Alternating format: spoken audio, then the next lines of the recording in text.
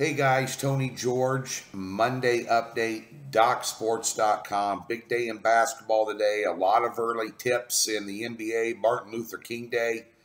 I've got an early afternoon game here in the NBA on a nice 11-5 run between the Kings and the Nets. That's my top play of the day. Slow and steady wins the race. One game a day, one bet a day. Flat bet pretty much across the board. So be sure and remember that a $100 player is up $2,490 with my last 16 cards. College basketball, tough Saturday, big time. Came back a little bit yesterday with the Mo Valley winner on Drake, but we have our work cut out for us. Just going to go on a big run this week. We're down 17 units on the year. That's not good. We're going to start a run here, a triple header tonight. 11 units of action, college basketball. Don't count me out yet, boys. I'm coming on. Let's address the 8,000-pound elephant in the room, and only 3 words can describe my reaction to the AFC and NFC championship games, which were both very good football games involving the 4 best teams in the NFL. But the 3 words to describe it, which I pretty much think that everybody watching this video would agree with, would be shock, horror, and dismay. It is sad when you get to this level in the NFL, when the referees determine who's going to go to the Super Bowl and not the teams on the field, which happened yesterday. They say that sports betting is going to ruin the integrity of the NFL game.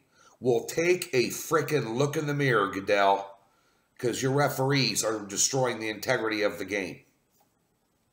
Bottom line, yes, I'm supporting the Kansas City. I'm wearing the blue today. I'm in grieving as a fan, and I did back Kansas City in that game. The teaser on the totals both won. We had both favorites yesterday, and we were robbed, especially in the New Orleans game. But the Kansas City game, roughing the passer, really? Really? Tom Brady is that protected? Neutral zone infraction on an interception that sends Kansas City to the Super Bowl. They call a neutral zone. And by the way, if you look at the lineup on that, maybe he was on the ball. One of the New England's tackles was almost 1.5 yards in the backfield at lineup. That's an illegal formation. And the Saints game with the non-call on the pass interference play, unbelievable. They robbed them. That's ball game. Made by referees. Bad calls. Kansas City, do they deserve to win that game after putting up, 30-some yards in the first half at Arrowhead? Probably not. I'll give you that. It is Tom Brady and it is Bill Belichick, and they find ways to win games. But Kansas City outplayed him in the second half big time. And, just a couple of bad calls there. Plays that weren't overturned. We all know New England's going to get the brunt of the calls. They do every game, every year. It's a big joke. There's a lot of memes on the internet about it, but it is true. It happens. It's not spoiled milk. It's not bitter beans for me. Kansas City didn't deserve to win that game the way they played in the first half at all. Andy Reid tried to coach them out of it, out of the game in the first half. They did things different the second half, but Bob Sutton needs to be fired. I'd said all year long, Kansas City was one of the best teams in the NFL. They may be the best team in the NFL if they had a defense and a defensive coordinator. They couldn't stop the run. They couldn't stop Grandma the shopping cart at Costco. They couldn't do anything defensively. Killed them.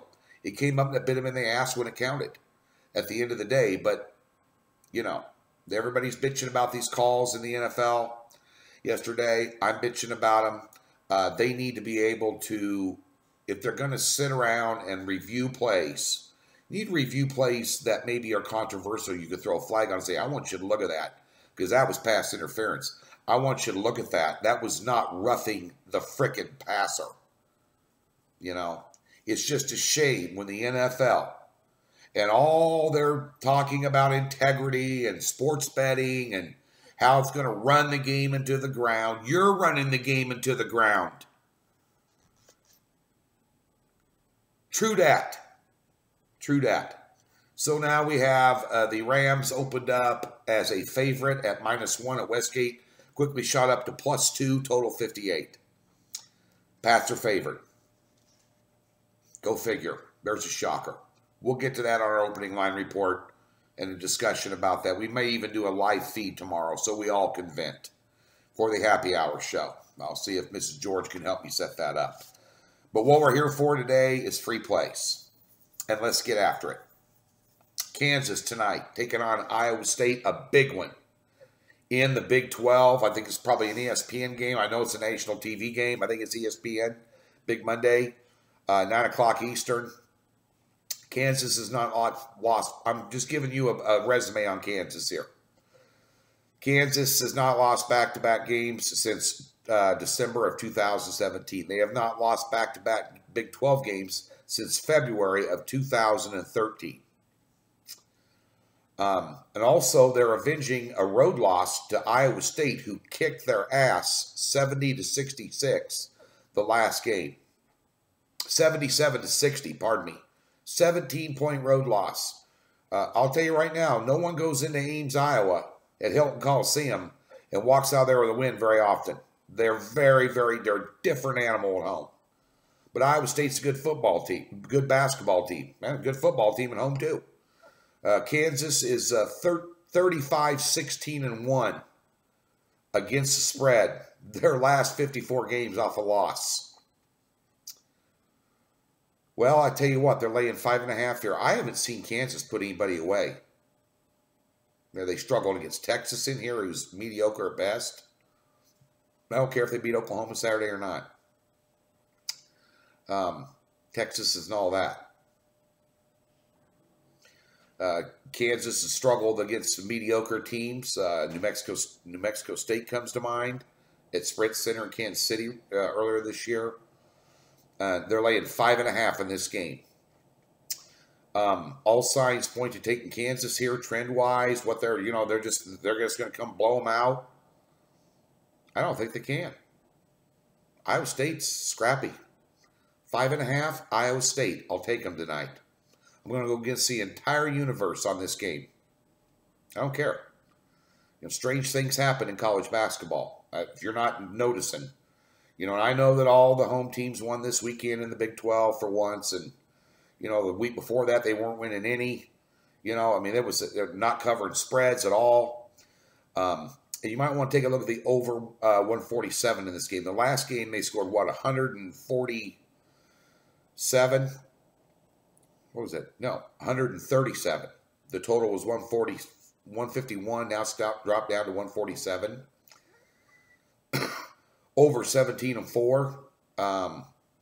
The last 21 games at home against Iowa State, and 16 out of the last 20 in this series have gone over.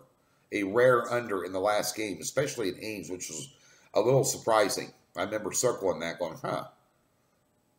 I think Kansas will score more than 60 points in this game. I can guarantee you that. And I know Iowa State can trade punches here. You might want to take a little look at the over 147 too.